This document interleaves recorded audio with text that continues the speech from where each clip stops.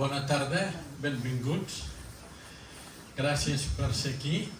Avui tenim un plat fort per començar les trobades d'hivern-primavera. Tenim el Felip Niubó. El Felip Niubó que presentarà el Felip Gallard, que és el que farà la xerrada. El Felip Gallard és artesa de Lleida. És historiador i sobretot és mestre d'escola. I el Felip Niubó és de Puigverd de Lleida i és historiador. I bailarín, em sembla, també, no? Professor de ball. I sobretot és el que coordina les tasques del camp. I tots estem molt agraïts, a més, perquè s'ha ofert a poder presentar el company seu del Felip Gallard. Felip Gallard, sobretot, és mestre. El mestre és molt important a la societat d'avui. Sempre ho ha sigut, però avui trobo que més que mai. El mestre, l'escola, és el que crea comunitat. L'escola, en grec, es diu escoler. Escoler vol dir oci. Oci, Aristòtil havia escrit alguna cosa així com que l'oci és la base de tota bona acció. L'oci és el que no fem com treballem. El que fem aquí és oci. I l'oci és el que fa que creixi la cultura. Perquè l'oci és el que no es fa ni treballant ni guanyant diners, ni creient a l'amo. L'oci és la cultura, diguéssim. I l'oci és el que fa que crear comunitat, perquè és la base de tota obra bona. Doncs gràcies per vindre i gràcies per assistir a aquestes trobades que fem entre tots, els del Fonoll, els de l'Ajuntament i molta gent com el Josep Teixidor i molta altra gent. Moltes gràcies.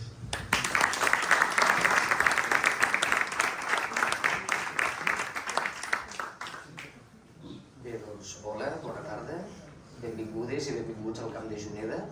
Em sumo als agraïments. Vull agrair també, primer de tot, la vostra assistència i després l'oportunitat que se m'ha brindat per poder presentar un company i un amic que ens coneguem de fa molts anys, com és el Felip Gallard. Vull agrair tant a Fonoll com a l'Ajuntament i a tots els assistents. I si em permeteu, doncs, llegiré una miqueta del currículum del Felip, perquè de memòria no me'l sé. Felip Gallard i Fernández és escriptor nascut a Artesa de Lleida. Conrea la literatura des de diferents vessants, com ara la novel·la i el teatre, i l'estudi de la història de Lleida i del Ponent català, sobretot de l'època contemporània. Ha escrit les novel·les El llarg camí de l'alba, La llavor dels somnis i l'obra policíaca L'estel de 5 puntes. Com a estudiós de la història, ha publicat amb la seva filla, la Núria Gallard, el llibre Teresa Guix, La meseta, 1816-1839, una dona de tràgic destí. Conjuntament amb Vicent Lladonosa, que avui no ha pogut vindre, però ha col·laborat també com a documentalista en aquest estudi, en aquesta recerca. Ha publicat L'enigma Parrot, sobre Jaume Banquer, el misteriós i mític Parrot de Mollerussa, El camí de les tenebres, sobre el coronel Niubó i la primera guerra carlina a les terres de Lleida. I l'any 2023 el president de Montclar, els reclusos en la construcció del canal d'Urgell. I bé, sense menys preàmbuls, faré una breu introducció. El que parlem avui va sobre la guerra del francès. Quan els francesos volen vindre cap a Portugal i conquerir, passen per aquí, per Espanya, i fan una sèrie d'escomeses o d'actes. Primer cau Barcelona, el 1808, després Girona, el 1809, i després venen cap aquí Ponent com a objectiu, i abans que passi el setge de Lleida, tenen uns fets, una batalla que el Felip ens narrarà. M'agradaria també agrair la tasca que ha fet el Felip per mirar de reivindicar i per mirar de conscienciar o sensibilitzar la gent sobre la importància d'aquesta batalla, per no dir la més important, molt cruenta, i hi ha molta feina per fer, per mirar de reivindicar-ho, per mirar de commemorar i a veure si podem fer quelcom amb aquest espai que tenim tan proper, com és el terme de Margalef, que cau entre Juneda, Torregrossa i Puigverd de Lleida. I doncs, sense més dilacions, gràcies per la vostra assistència i dono la paraula al Felip. Moltes gràcies. El Felip ha esmentat el coronel Niubó, que no té res a veure amb ell, afortunadament. Per tant, no és descendent del coronel Niubó, afortunadament. Bé,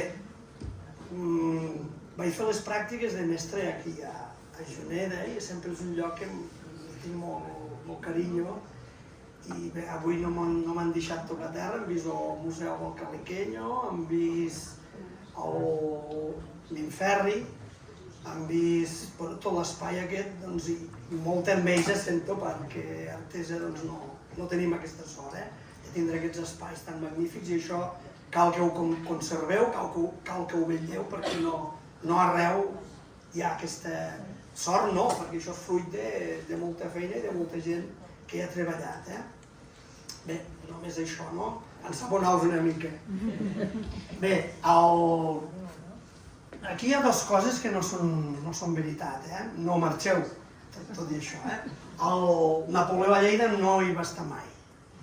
Això és una mica un reclam perquè vingueu, però Napoleó és un dels grans mites de la història universal, juntament amb Alexandre el Gran, Juli Cèsar, Aníbal i Napoleó. França és un mite nacional, per tant no va estar mai aquí. I l'historiador, jo no sóc historiador, sóc escriptor, sóc estudiós, no tinc la titulació d'historiador, per tant, diguem les coses com són perquè no costa gaire. Fem història quilòmetre 0, quilòmetre 4, no sé quan està Margalef de Juneda. Ja heu passat milers de vegades i suposo quan acabem aquesta xerrada m'agradaria que quan hi passéssiu ho veiéssiu d'una altra manera, perquè allí va passar uns fets molt transcendents per la història de Catalunya, per la història de Lleida i per començar dir-vos que a Margalef va haver la càrrega de cavalleria més important de la història. O sigui, totes les acadèmies militars europees es va estudiar aquesta càrrega militar. Ja ho veureu per què.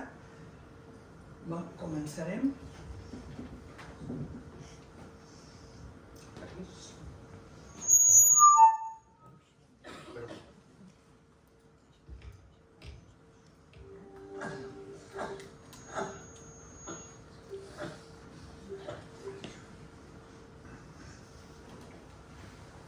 Molt bé, això és el plànol de la batalla de Margalef i això és el racó dels morts, que això és un topònim que el diem a Artesa i a Puigverd, a Juneda no sé si ho dieu, a Torregrossa no ho diuen i aquí crec que tampoc, i ja veurem per què.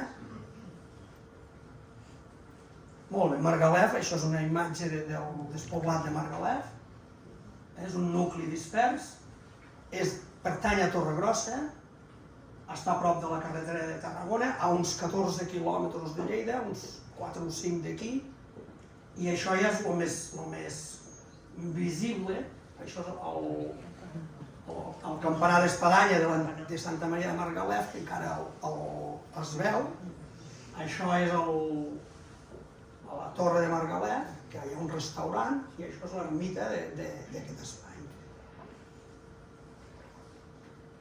Bé, comencem amb la Guerra del Francès. Aquest que veieu aquí se diu que era de Lleida, Martín Ruzcabado. Un llibre, diuen que si era de Lleida, diuen que si era de Càntabre, direm que és de Lleida, perquè tampoc ningú ens ho... Ara últimament es diu això. Aquest és un quadre espectacular, si aneu al Prado aneu-lo a mirar, perquè sembla que desprengui llum d'aquí. I reflecteix molt el que va ser aquesta guerra, que va ser atroç. La guerra del francès va ser atroç. El segle XIX espanyol, i n'hem parlat abans, és un segle horrorós. Hi ha la guerra del francès, hi ha 3 guerres carlines, o sigui, aquí ens vam matar els uns amb els altres. I la guerra civil és una continuació d'aquestes atrocitats que van passar durant el segle XIX, que tota Europa va ser un segle de progrés. Es calcula que els francesos van perdre uns 200.000 soldats els anglesos 50.000 i els espanyols 250.000. Això fa 500.000 soldats morts en aquesta guerra. A la Guerra Civil Espanyola són uns 500.000 soldats, Bueno, els gravats són de Goya, els desastres de la guerra. Goya era francesat, i com tots els afrancesats se va pensar que els francesos durien el progrés, durien les idees de la Revolució Francesa. I clar, quan va haver el que passava, perquè l'exèrcit francès vivia sobre el terreny, doncs es posa a pintar aquestes extraordinàries pintures, que és el testimoni del que va ser aquesta guerra. Goya va morir a l'exili, a Bordeus, com a francesat, clar, veu el que va passar amb els francesos i després quan ve el Ferran VII, que és el pitjor rei que ha hagut d'Espanya, reconegut pels espanyols, a Lleida encara se li ha dedicat una rambla, la Rambla Ferran, estem així. Amb els morts de soldats s'hi ha d'afegir les morts civils derivades de la guerra, derivades de les pestes, derivades de les malalties i derivades de la fam. Fixeu-vos, es calcula que l'estat espanyol, clar, és molt difícil de calcular això, els errors poden ser de 10.000, de 20.000 i de 30.000 persones, però així, a grosso modo, entre 560.000 i 885.000 baixes que va haver a conseqüència d'aquesta guerra. Per tant, estem parlant, sobretot a Catalunya, a Extremadura i a Andalusia. A Catalunya sempre rep molt, a totes les guerres. Molt bé, la batalla de Margalef l'hem d'estudiar dins de la conquesta de Lleida. Fins ara s'estudiava el setge de Lleida, que comença el 13 d'abril de 1810 i acaba el 14 de maig de 1810. El setge és un setge ben fet, acostumava a durar un mes. És el que més o menys l'exèrcit assetjador establia com un setge ben fet. I aquí dura un mes, dia per dia. Doncs la batalla de Margalef l'hem d'estudiar dins del que és el setge de Lleida. És un episodi més del setge de Lleida. Aquest que veieu aquí és el Gabriel Suchet. Va vindre al capdavant de l'exèrcit d'Aragó, havien conquistat ja Saragossa, i va rebre les ordres de conquerir Lleida, Mequinensa i Tortosa. Era un dels millors mariscals francesos. El mateix Napoleó deia que si tots haguessin set Suchet, a Waterloo no hagués perdut. El 12 d'abril de 1810 apareixen els primers escamots francesos a l'horta de Sant Ruf i al secà de Sant Pere. Això és Sant Ruf. Aquesta església està abans d'arribar a Lleida, es va construir abans de la Seu Vella i la tenim així, per vergonya de tots els lleidatans. És una vergonya el que tindre aquesta joia d'aquesta manera, però bé. I això és la torre de Joan Rei. El Suchet, quan fan el setge de Lleida, es va hostatjar en aquesta torre que s'hi deu al secà de Sant Pere, encara es veu. I encara hi ha a l'entrada, el que és particular, feta amb codines, l'àguila imperial. Encara es veu, que la van fer perquè el Suchet des d'aquesta torre, dirigia totes les operacions del setge de Lleida. A dins de la ciutat de Lleida hi havia 16.000 persones que es van anar a refugiar, la gent d'Artesa, la gent de Puigverd, la gent de Juneda. Clar, havien de vindre els francesos i marxaven. Els pobles van quedar pràcticament despoblats i se'n anaven a Lleida. Feien nos aquesta gent, des d'un punt de vista militar. I el Jaime García Conde tenia aquestes 16.000 persones més 16.000 homes per defensar Lleida. Si observeu Lleida, a dalt a la Seu Vella, que en diem el castell, es torna a recuperar, crec que després de Lugo és la ciutat que té més metres de muralla construïda, perquè Lleida era una plaça militar de primer ordre. I quan queia Lleida, després ja queia tot Catalunya. Doncs aquest Jaime García Conde era l'encarregat de defensar Lleida del setge que estaven fent els francesos. I esperaven que el general Enrique O'Donnell, que era el capità general de Catalunya, arribés per aixecar el setge, per fer marxar els francesos. Bé, hem recollit que quan van passar per Bell-lloc, a Bell-lloc van morir molt, hem documentat 8 persones, els van matar de forma atroç.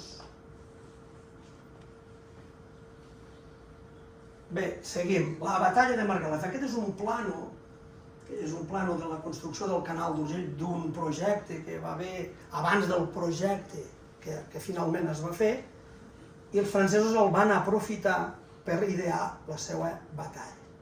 Tot això ja ho veurem, aquí està dibuixada la batalla de Margalef. Els francesos tenien planos de totes les ciutats d'Espanya, o sigui, abans de vindre a envair Espanya, es diu que el Laborde és un pintor de l'època que va fer gravats i els planos de totes les ciutats que ells havien de passar. O sigui, això ja feia temps que ho tenien pensat. Va passar el Laborde, fa uns dibuixos magnífics i uns planos magnífics. I ells van aprofitar aquest plano per idear el pla de batalla que farien a Margalef. Durant molts d'anys, ho hem dit, a totes les acadèmies militars d'Europa es va estudiar la càrrega que ho veurem de la cavalleria francesa. És un model. I després veurem com, clar, fins que la cavalleria va desaparèixer, perquè avui dins de l'exèrcit el que és la cavalleria és els tancs, però abans eren els cavalls.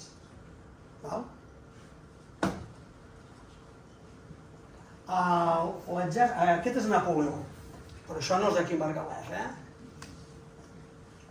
A Suchet li va arribar la notícia que el general O'Donnell, que era el capità general de Catalunya, s'acostava amb un gran exèrcit per tal de socórrer Lleida.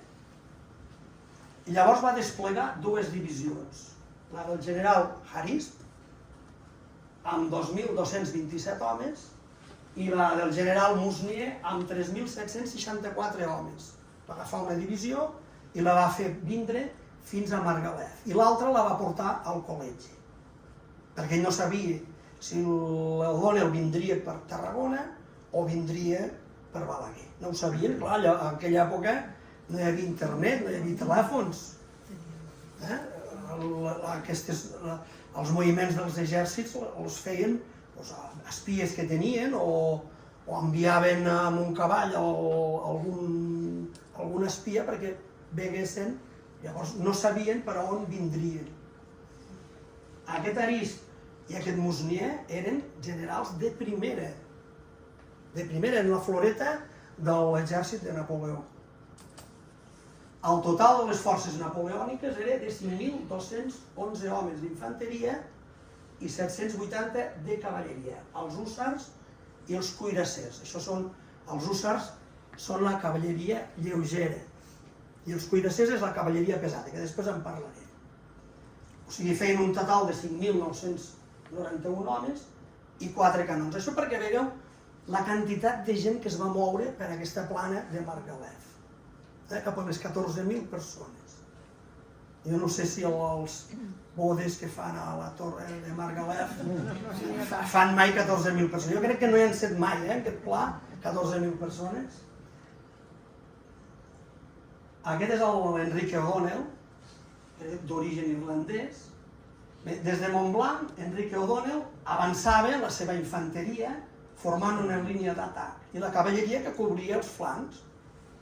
Avançaven des de Montblanc i es paren a Vinaixa. A Vinaixa es troben amb el mariscal Ibarrola, que tenia 4.000 soldats, 4.000 homes, i 3 canons, i la divisió del mariscal Pírez amb 3.000 homes, o sigui 7.000, a Vinaixa, i ells van cap a Lleida. La divisió del mariscal Ibarrola formava l'avantguarda. L'avantguarda és els que anaven al davant. Val?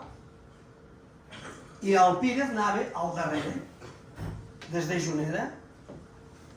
Entre les dues divisions feien 7.000 homes d'infanteria i 360 de cavalleria i 3 canons. Aquí es veu com arrossegaven els canons. O amb cavalls o en portaven 3. Per tant, tenim un total de 13.351 homes. 7.360 eren de l'exèrcit espanyol i 5.991 de l'exèrcit francès. Per tant, l'exèrcit espanyol era molt més nombrós que l'exèrcit francès. Però clar, l'exèrcit francès venia de passejar-se per tota Europa. A Austerlitz, a Marengo, a Gènova, guanyant les batalles. Em sembla que Austerlitz perd 5 o 6.000 homes i Àustria i els russos en perden 22.000. Era com el Barça del Guardiola, el Napoleó. Era un exèrcit extraordinari. Molt bé, la batalla. A Vinaixa, O'Donnell rep un correu del governador de Lleida on se l'informa que una part de la infanteria francesa i gairebé tota la cavalleria havien marxat de Lleida. A l'Odonnell hi arriben que els francesos havien marxat. I això no era veritat, no havien marxat. Això devia ser una estratagema. Això sempre ha passat, la informació veritable, la informació falsa, que sempre ha passat. A l'Odonnell se confia, diu, ostres, els francesos han marxat, doncs això serà un passacalla, no? Paren aquí Juneda, fan una petita aturada i a migdia, a les 12, tornen a marxar. Tornen a marxar, posen l'Ibarrola al davant i el Pírez al darrere. Llavors, des d'una casa en runes, sempre diuen, suposem que és l'hostal de Margalef, on hi ha el restaurant avui, suposem, el general O'Donnell fa avançar la seva divisió, les dues divisions. Es diu que anaven des de Borges fins a Margalef, feien una línia de soldats que anaven avançant, en línia, que és una forma molt equivocada d'avançar, perquè no era una situació de combat, perquè ells se pensaven que els francesos havien marxat. Val? O sigui que la primera divisió, que era la de l'Ibarrola, està al davant, i l'altra, la del Pérez, sortia de Juneda. Aquí està, es veu, tot com va pràcticament des de Borges fins, això és Artesa, aquella benzinera que hi ha quan aneu cap a Lleida, de Margalef, que em sembla que no funciona, doncs fins allí aproximadament. Ara ja comença la batalla, estem aquí, aproximadament a l'alçada d'aquella benzinera. En el seu avenç, la divisió Ibarrola, que és la que anava al davant de les forces espanyoles, es va trobar una divisió francesa, la del general Harris, que els bloquejava, però clar, eren molt poquets aquests, eren uns 3.000 homes, i els altres venien 7.000. Els francesos es repleguen, se'n van cap a Lleida. Per què? Perquè es pensaven que sortirien l'exèrcit que estava a la dalt de la Seu Vella, sortiria i els agafaria entre dos focs, que és el pitjor que pot passar a un exèrcit. El coronel Robert, que està a Cap Pont, impedeix que surtin les forces des de la Seu Vella. Els impedeix. Els generals i els coronels francesos, el Napoleó a tots els va fer barons. Jo he portat aquí el Jean-François, això és un soldadet francès que portava una motxilla, i el Napoleó els deia que tots els soldats, tots els soldats duen a la motxilla la vara de mariscal. Tots els mariscals i els generals francesos havien ascengut des de baix. I aquí hi ha molt de l'èxit de la Gran Armada, de l'armada francesa, que eren gent jove, gent vigorosa, gent preparada, gent que havien lluitat per tota Europa, clar. A tot arreu on passaven, gent que tàcticament estaven molt preparats i soldats de primera línia. Molt bé, el coronel Robert impedeix que surtin des de la Seu Vella, que està assetjada, que surtin a l'exèrcit espanyol i els agafin entre dos focs. Llavors, el general Harispe, què fa? Diu, ara a mi ja no m'agafen entre dos focs. Giro cua i l'explicació que dona, diu, es va posar damunt del cavall i va ordenar, perquè en aquesta batalla només hi actua la cavalleria.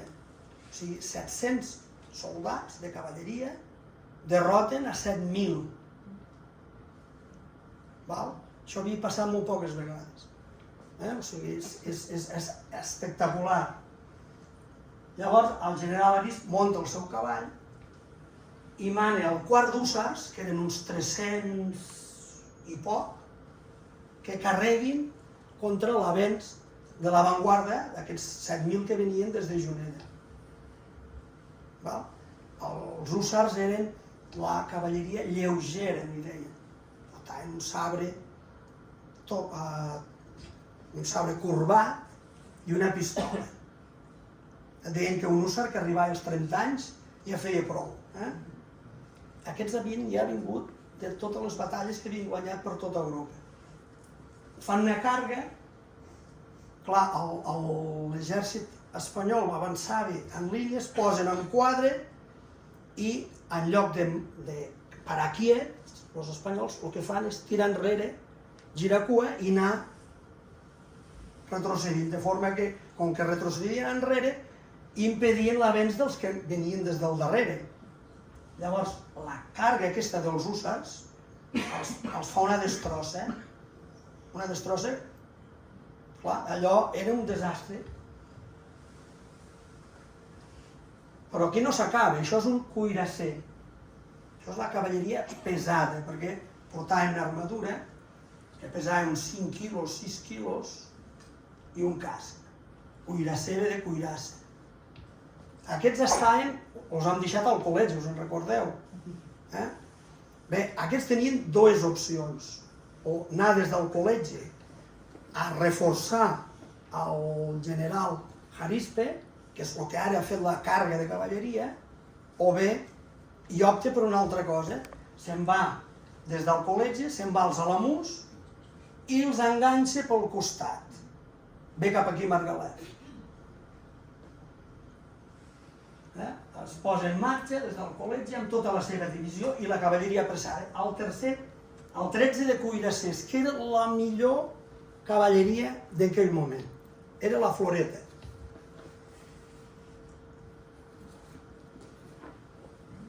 El general O'Donnell ja se la veu venir, que l'hem deixat a Margalef, i diu, això ja es veu el desastre. I mana que la primera divisió d'Ibarrola que es retiri i que la segona divisió del Pinet, que és la que havia sortit des de Juneda, que s'aturi. Però, clar, ja no té temps perquè els que venen del col·legi arriben i fan 4 càrregues. La primera càrrega, els 452 sabres, els ataquen pel costat. Una càrrega, el que es valorava en una càrrega és que fos molt ràpida. Ells s'obrien, i després es tornaven a tancar i atacaven sobre un punt. La divisió aquesta d'Ibarrola, que és part de la divisió d'aquests 4.000, ja està destruïda del Harispe, els agafen pel costat i es tornen a desbandar, els que anaven al darrere, i entorpien l'avenç dels que venien des de Juneda. Els agafen pel costat. Segona càrrega, els agafen pel darrere. Tercera càrrega, a la cavalleria espanyola la carreguen també. Els cavalls s'encabriten, tornen enrere i es van entorpint a l'avenç dels que venien. I després un batalló suís de la divisió Pírez també els destrossen. Els suïssos ara són molt rics, però en aquella època era molt pobra Suïssa. De soldats suïssos en trobem a tots. N'hi havia a l'exèrcit espanyol, a Lleida, i n'hi havia l'exèrcit francès. I n'hi havia el Vaticà, que encara la Guàrdia Suïssa és la que fa la guàrdia al Vaticà. Finalment, els cuirassers es van haver d'aturar una estona perquè els cavalls estaven molt cansats. S'han d'aturar per tal que els cavalls descansin i refer, perquè si continuen ja allí fan una destrossa total. El general O'Donnell aprofita per ordenar la retirada i marxen. Un altre cuirasser, el Sant George, els persegueix fins a Borges i ells desapareixen. Quina va ser la clau de la victòria francesa? La cavalleria. La infanteria ni va actuar. O sigui, només van actuar aquest cos dels hússars i aquest cos dels cuirassers, en aquestes carnes. El recompte. Els espanyols van tenir 6.100 baixes. Una baixa és mort o ferit. En termes de tàctica militar, preferien ferits que morts. Perquè un mort està mort, un ferit era una càrrega per l'exèrcit que tenia ferits. Però sí que es fa un recompte molt escrupolós, 483 morts i 5.617 presoners. 3 canons, 3 estandards i 4.000 fusells. Els francesos, 23 morts, 82 ferits i 60 cavalls morts. Cavalls en moria molts, Ja. Penseu que la cavalleria va existir, eren el més important d'un exèrcit, fins a la Primera Guerra Mundial. Perquè a la Primera Guerra Mundial ja hi ha artilleria, ja hi ha la metralladora, i es calcula que a la Primera Guerra Mundial va morir 8 milions de cavalls. O sigui, el que han fet els humans amb els cavalls no té nom. Vull dir, i s'ha demanat perdó, es veu que s'ha demanat perdó als cavalls, perquè, clar, quan feien una càrrega d'aquesta, fixeu-vos, 60 cavalls. Ningú en parla d'això. Però, clar, a la Primera Guerra Mundial ja es veu l'absurd de tenir cavalleria i llavors se substitueix pels tancs, per això als tancs se'ls diu cavalleria. Entre els ferits hi havia el mateix Josep Bussà, que era un cuirasser. Bé, durant molts anys es va dir que això no, sobretot des de la part espanyola, que no era veritat.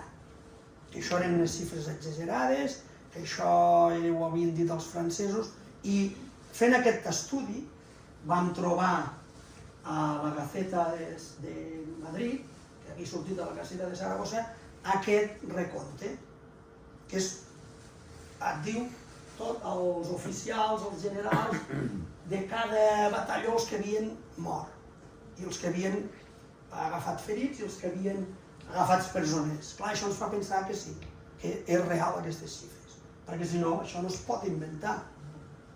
Vam trobar aquest document que demostra que el que es deia era veritat. Per això la batalla de Margalef sempre es va silenciar. Sempre era una cosa, quan s'estudia el setge de Lleida, mai es parla de va haver una batalla a Margalef, fins i tot se pensaven que havia passat al poble de Margalef. Llavors dius, ostres, si passa una batalla el 23 d'abril de 1810 i està ensetjant Lleida, alguna relació ha de tenir, no? O sigui, això han de ser dos fets relacionats. Fins ara no s'havia unit aquestes dos. Per què? perquè sempre es va silenciar. Aquesta batalla va passar sobretot a la historiografia espanyola. En canvi, és una batalla que els francesos, a l'arc de triomf francès hi posa l'Èrida. L'Èrida és el setge i hi ha aquesta batalla. I és aquesta batalla. I ells se'n sentien molt orgullosos per aquesta càrrega, que us dic que és un model que s'estudiava a les acadèmies, quan estudiaven com havia de ser una càrrega, posaven de model la càrrega de Margalef. El 27 d'abril, el general O'Donnell redacta una curiosa ordre del dia on elogiava la fermesa de les seves tropes durant la batalla de Margalef. M'enteneu? O sigui, et fan un desastre i encara fas un ordre de dir, ostres, aquí nosaltres, els meus soldats, que han... O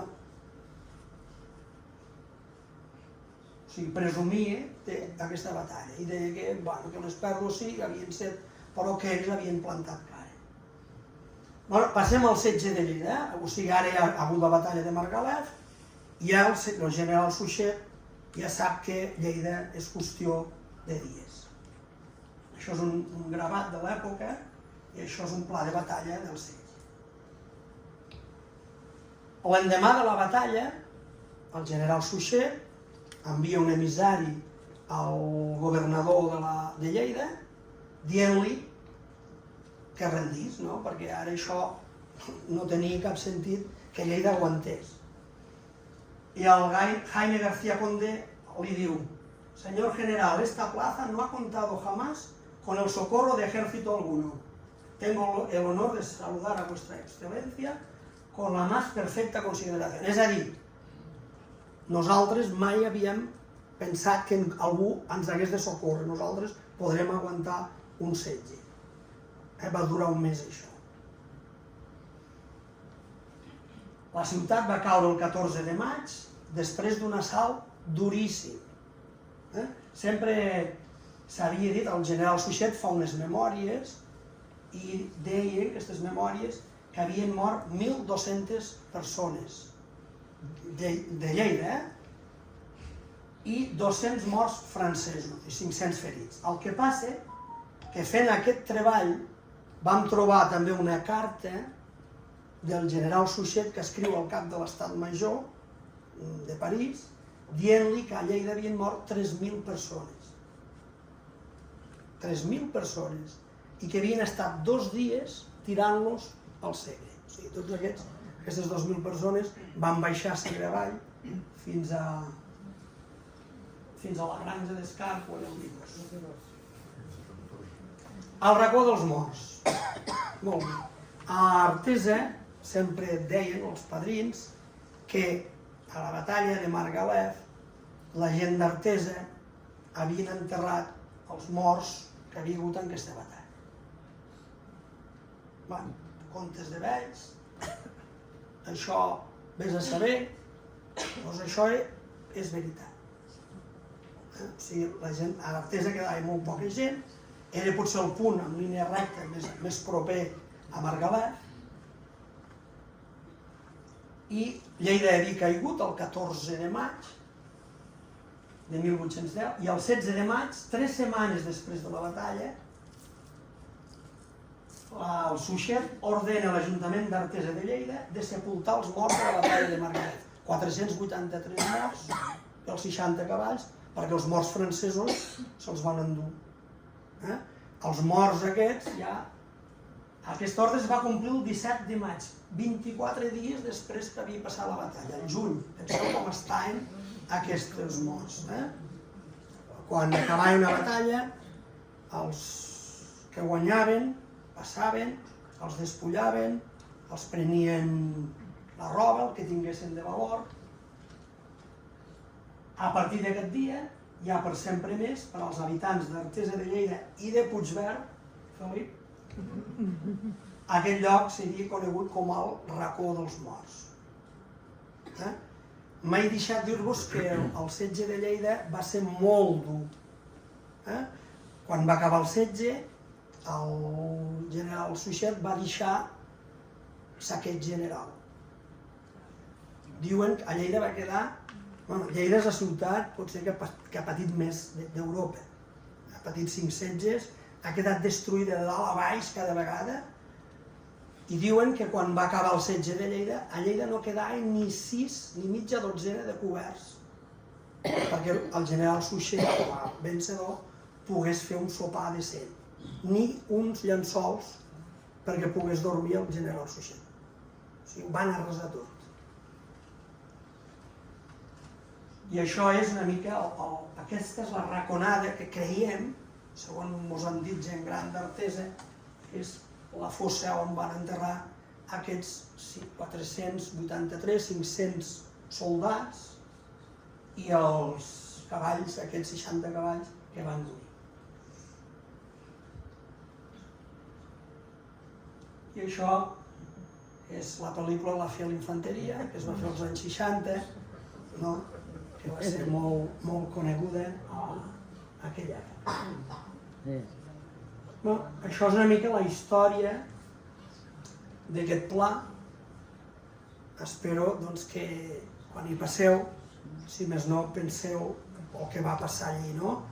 I que fins a la desaparició de la cavalleria, ara ja no, però els manuals de militars, fins i tot els llibres d'història que estudiaven els nens francesos, la batalla de Margalef s'estudiava com un exemple de càrrega, no? De victòria, perquè la victòria és estrepitosa. 700 i poc de cavalleria derroten a 7.000 soldats espanyols. Quin sentit té tot això? O sigui, per què hem de recuperar una batalla? Doncs perquè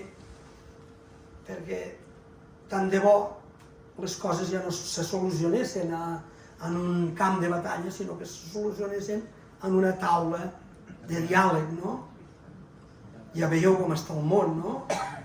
Diu que la història és una gran mestra que té molts mals alumnes, no? O sigui, la història d'Europa és atroç, ens hem matat entre nosaltres i ara repasses la història avui i dius, ostres, per què no aprenem, no?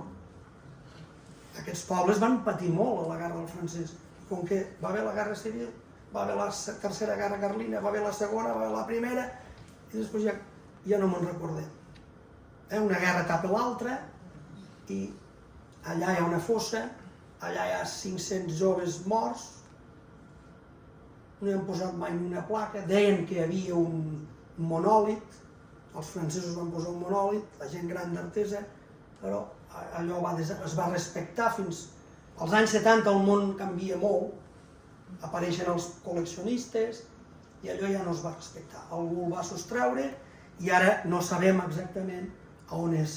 Ho sabem perquè hem agafat testimonis de gent d'Artesa que ens deia més o menys era per aquí, però allò està molt alterat perquè ha canviat molt, perquè s'ha fet molts moviments de terra, sortien ossos, sortien restes d'aquesta batalla, però exactament on és no ho sabem. Però sí que ens van indicar aquest punt, que està ja al caient del pla de Margalef, allà a Artesa hi ha un punt que li diem la Fonteta de Grialó, doncs està molt a prop d'aquella errada. Doncs i això és tot. No ho sé, vull dir, a veure, jo soc pacifista, soc pacífic, perdó, però penso que és un episodi que hem de conèixer. És un episodi que hem de... Malauradament ens agradaria parlar d'inventors, de savis, però la nostra història està plena d'episodis així. Està plena. I penso que els hi devem això, no? Perquè, i amb això acabo, després si voleu em feu alguna pregunta, la història no s'ha d'escriure sobre la cendra dels morts. Moltes gràcies.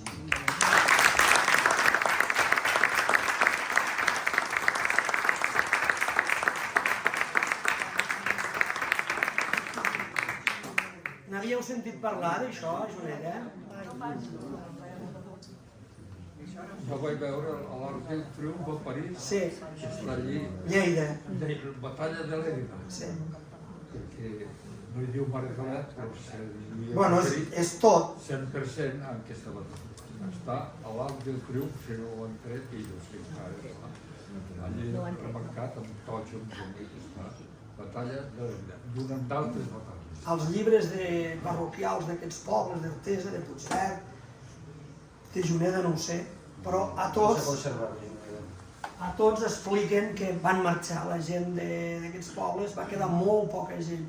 Se'n van anar cap a Lleida o se'n van anar perquè tenien molta por a part que ja tenien molta experiència dels francesos del 1714, que a Lleida és una mica anterior, després abans hi ha la Guerra Gran, o sigui, els francesos, aquí estem entre els espanyols i els francesos, i hem rebut molt dels espanyols, però també hem rebut molt dels francesos. I també hi havia molta por, sobretot del poder de l'entrada de les idees de la il·lustració francesa. Hi havia molta por. L'Església havia fet uns catecismes i deia el diablo és Napoleón. Hi havia molta por, molt pànic. Va dir això, els habitants de Margalef, després d'aquesta batalla, si hi havia gent, van desaparèixer. No, ja estava despoblat. Ja estava despoblat, el poble? És molt anterior que queda despoblat. Amb això, si em deixes un moment, Felip, Margalef depenia de Puigverd de Lleida. Margalef era un antic poblat on hi havia una església. Es va acabar despoblant per X motius o per diversos motius i aquella església havia de dependre, va passar a ser esglesiola, un rang menor, i havia de dependre d'una església major. I en aquest cas depenia de l'església més propera en línia recta, que era Puigverd, igual que Benferri o Minferri. Benferri també era un poblat que hi havia, que per avatars de la història es va acabar despoblant, deshabitant, es va anar disgregant la gent per diferents pobles i la gent que acabava vivint allí, si es volia batejar, si es volia casar, si es volia confirmar, doncs havia de vindre a Puigverd de Lleida. I de fet a l'arxiu parroquial de Puigverd hi ha alguns escrits, hi ha un escrit on diu que l'arxiu parroquial, que és del segle XV, el que conservem a Puigverd, el van tabicar per por als francesos i l'església va acabar molt afectada també. Jo el que voldria remarcar és que aquestes dades que es donen de nombre de presoners i de militars fent la guerra, ens hauríem de situar en un context d'aquell moment, començaments del segle XIX, on Espanya devia tindre 7 o 8 milions d'habitants i Catalunya en devia tindre 1. O sigui que la proporcionalitat de morts era moltíssim més que ara foren aquests morts. Però el problema de les guerres era, fixeu-vos, 24 dies que queden un escampall de morts allà.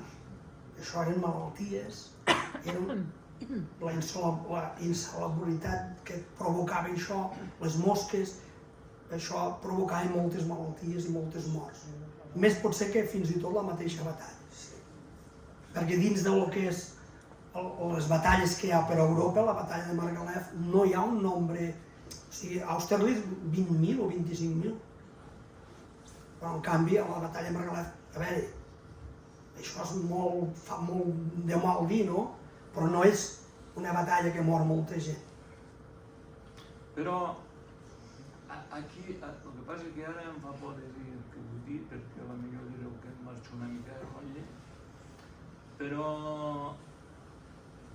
a Europa, jo no soc res, vull dir, no soc historiador, no estic llicenciat, res. Però a Europa, des de Carlomagn, que no mos han parat de barrejar. Després de la una, l'altra.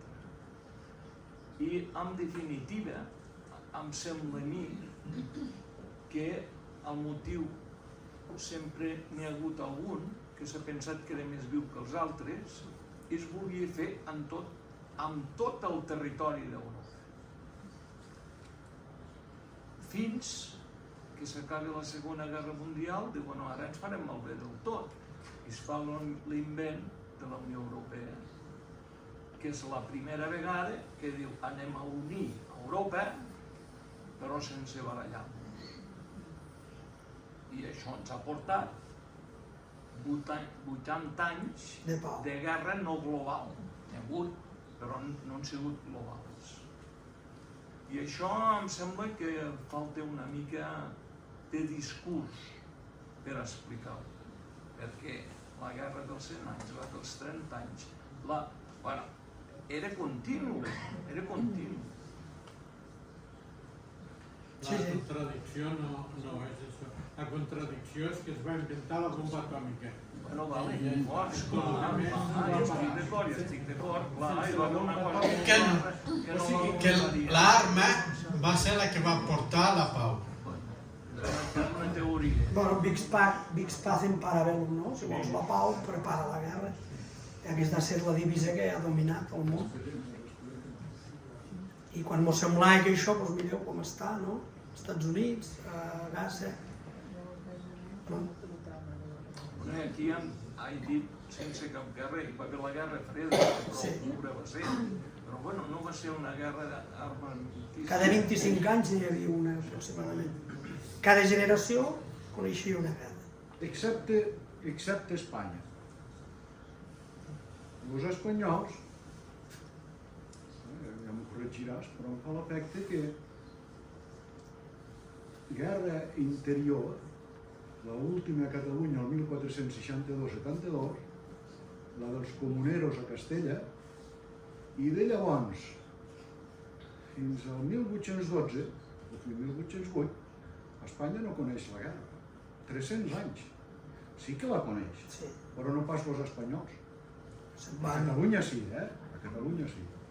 Però els espanyols no. A Badajoz, a Sevilla, doncs del 1500 fins al 1810 no hi ha cap guerra. No hi ha cap guerra. De manera que és curiós. Després mos han fet les paus. El 1810 fins ara mos han fet les paus. Els guerreros anaven a Amèrica en aquesta època, a fer la guerra a Amèrica Però i a l'Àfrica. Amèrica és lluny. Sí, però hi anaven els guerreros espanyols.